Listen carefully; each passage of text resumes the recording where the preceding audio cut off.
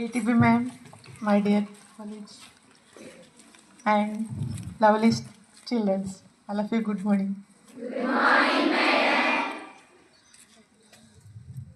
నేను 2005లో జాబ్లో జాయిన్ అయ్యానండి. అప్పటి నుంచి 20 ఇయర్స్ వరకు కూడా సర్వీస్ చేశాను.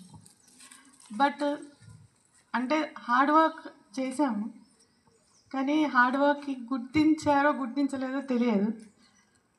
బట్ ఒక ప్లేస్ నుంచి ఇంకో ప్లేస్కి ట్రాన్స్ఫర్ అయ్యేటప్పుడు బాధపడుకుంటా వెళ్ళినాము, ఎలానో వెళ్ళాము. బట్ కానీ కొడకండ్లకు వచ్చేటప్పుడు మాత్రం చాలా బాధపడ్డా, ఏడ్చాను కూడా. 2 వీక్స్ వరకు ఏడ్చా. ఫస్ట్ గేట్ దగ్గరికి రాగానే కారు దిగంగానే భయం వేసింది. వెనక్కి తిరిగి చూడంగానే శిరీష మేడం కనిపించింది. అమ్మయ్య ఒకళ్ళు ఉన్నారులే అనుకున్నాను.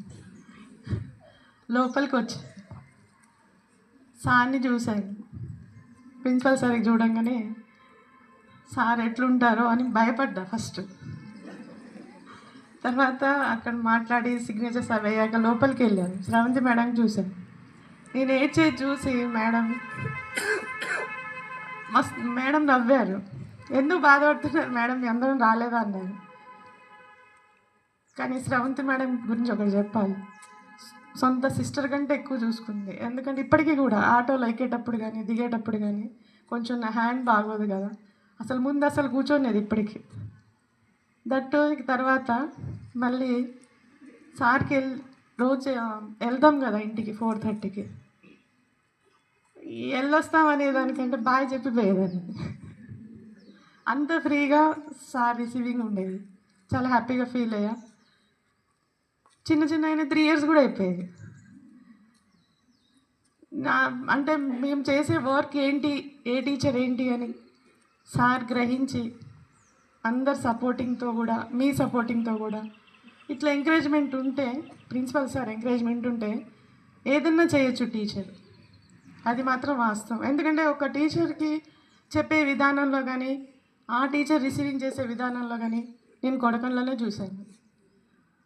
వేరే వేరే స్కూళ్ళల్లో చేయలేదా మేడం అంటే ర్యాష్గా చెప్తారు. వస్తున్నారు వెళ్తున్నారు అంటే ఒకలాగా బాధపడతాం అనమాట. ఎంత బాధ అంటే ఒక్కొక్కసారి బస్సులో పోయేటప్పుడు కూడా బాధపడుకుంటూ పోయిన రోజులు కూడా ఉన్నాయి ఇంట్లో. అంత చేసినా కానీ గుర్తింపు లేదేంటి అని. కానీ ఇక్కడ చేసిన తర్వాత, సార్ చెప్పిన తర్వాత మేము చేయటం, ఆ సార్ రిసీవింగ్ చేసుకోవటం, ఇలా ప్రతిదాన్ని కూడా గుర్తించటం సార్ నాకు చాలా సంతోషంగా అనిపించింది. Sir best teacher, men teacher award వచ్చింది అనగానే ఫస్ట్ నేను నాకా సార్ అన్నా. అవును మేడం అన్నారు. కానీ తర్వాత అక్కడికి వెళ్ళి తీసుకున్న తర్వాత ఇక వాట్సాప్లో మేడం వాళ్ళు ఫొటోస్ సెండ్ చేసిన తర్వాత ఇండివిజువల్గా అందరు కూడా ఇండివిజువల్గా మెసేజ్ పెట్టారు, గ్రూప్లో పెట్టలేయండి. అంటే అది కూడా చెప్తాను, మీ 100 మెంబర్స్ సిఆర్టీస్ ఉండేవాళ్ళం, రెగ్యులర్ అయింది.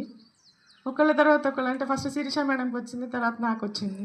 ప్రతి ఒక్కళ్ళు 100 మంది కూడా ఇండివిజువల్గా ఫోన్ చేసి మీకు గుర్తింపు వచ్చింది కానీ మాకు రాలేదు ఇంకా అంటున్నారు. అంటే ఎవరన్నా సరే ప్రిన్సిపల్స్ ఎంకరేజ్ ఉండి మనతో చేయించుకుంటే మీకు కూడా వస్తుంది అని చెప్పాను. వాళ్ళు కూడా హ్యాపీగా ఫీల్ అయ్యారు. నేనైతే చాలా హ్యాపీగా ఫీల్ అయ్యాను. మా పాప పుట్టినప్పుడు నాకు జాబ్ వచ్చింది. మా పాప MBBS 3rd ఇయర్ ఉన్నప్పుడు నాకు రెగ్యులర్ అయింది.